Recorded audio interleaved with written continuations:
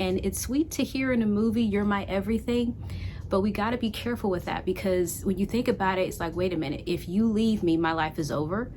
Well, who were you before you met them?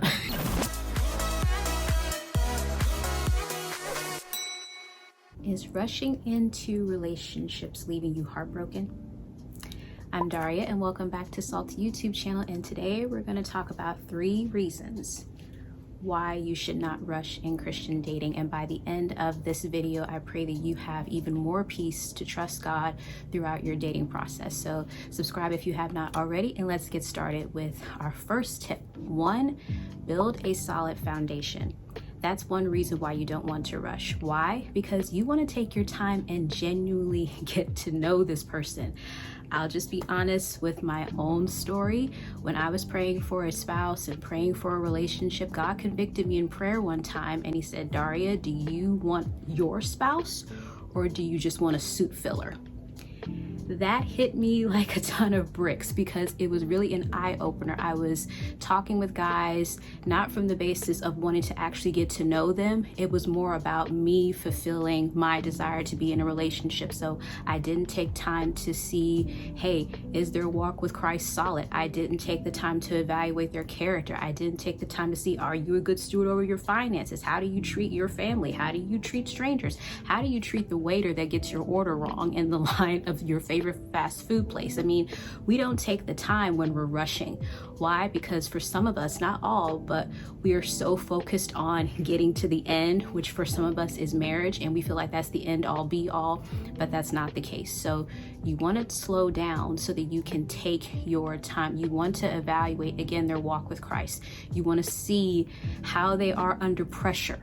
You want to know, how do they handle anger? How do they handle conflict? Do they know how to communicate well? And by taking your time to evaluate, you're going to see some things that maybe you approve of and you're like, okay, we can keep moving forward. Or it may be a case where you see red flags. And if you're asking Holy Spirit for discernment, you'd be like, okay, Lord, I'm seeing some things and this may not be the direction that you're leading me into. That's why it's important to slow down, because if not, our judgment is clouded. We're caught up in infatuation. We may be caught up in physical features, and we fail to see, okay, this may or may not be the right person that God has for me. And I will dare say that not every person that you date is your potential spouse. I discovered that in my own journey. Not every guy that I talked to was destined to be my husband. So when you go into dating with that preconceived idea that this person could be the one, it may or may not be the case, but you want to do your due diligence. Take the time, build a solid foundation so that the relationship first and foremost gives God glory. But 2, you can also be yourself with this person, and you can be friends with this person, build a rapport with them so that you two actually have something in common, and you didn't just get with them because you wanted to change your status on social media. So you want to build a solid foundation. That's the first reason why you should slow down.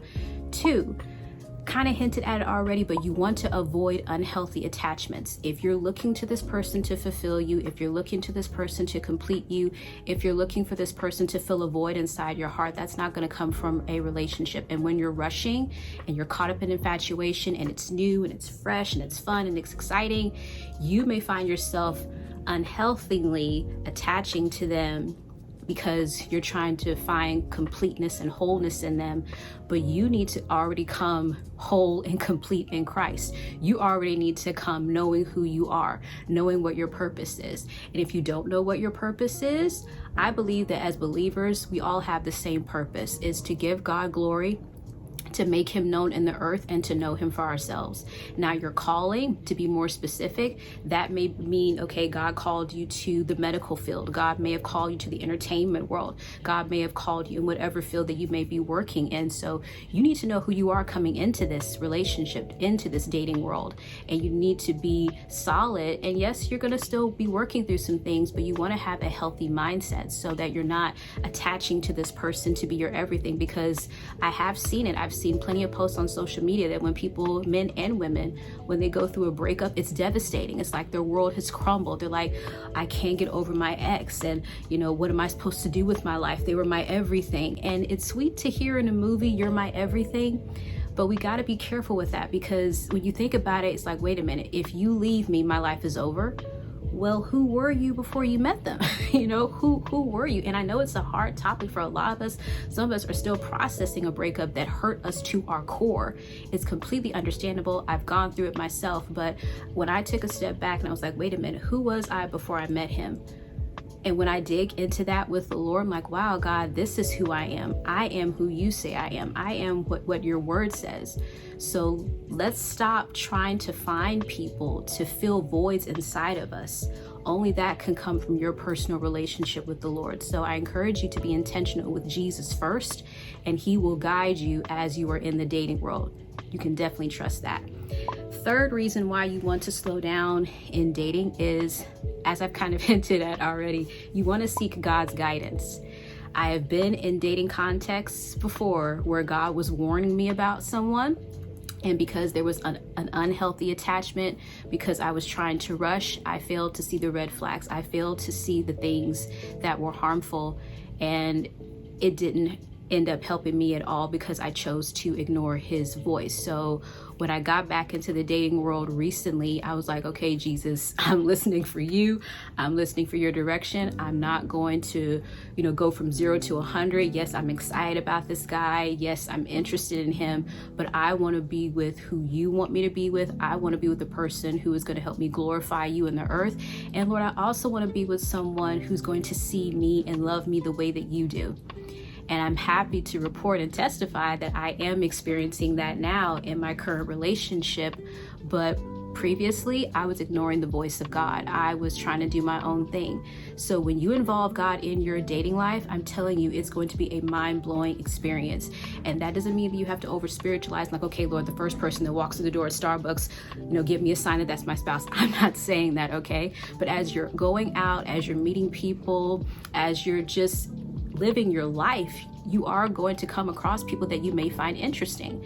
And ask the Lord, okay, Lord, let me know how this is going, because sometimes God won't reveal things until you move. Some of us are waiting for a sign before we get out there, and God is nudging you. Hey, you got to meet people. Hey, you got to get out of your inner circle. Hey, you got to be willing to step out of your comfort zone.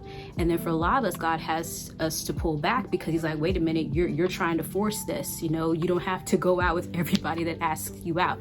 Use discernment. So seek God in your quiet time on how he may want you to navigate this. With me, he led me to get more involved in online community. And at first I was like, God, I'm not on social media like that. Why? But he challenged me. And due to me joining different online communities and groups, I did meet my future husband. So seek God's guidance with this. I don't know why we sometimes think that we can handle dating on our own. We seek God for the job. We seek God for health. We seek God for every other area. But when it comes to relationships, we're like, God, I got this. I can handle this. No, we don't. Let's just be honest, God. I don't know what I'm doing. I need your discernment. I'll do my part. I'll be willing to meet new people. I'll be open. But at the same time, I want your peace. I want to know that this relationship gives you glory. I want to know that you're pleased with me in my dating life. And if you can't honestly say that, then we may need to backtrack and say, okay, God, why is it that I'm not honoring you in my dating life? Who knows you better than God? He knows you, he loves you, he has your best interest at heart, and he is going to cover you in this area of relationships. The timing, that's his business. We have no control of that, but we can trust that he is leading us in the right direction. So thank you all so much for tuning in. I hope that you were blessed. Go ahead and comment below which one of these tips maybe convicted you a little bit, or which one of these are you going to be implementing as you're out here in the dating world. So again, subscribe to Salt's YouTube channel if you have not already. I look forward to seeing you all in the next video. God bless. Have a good one. Bye.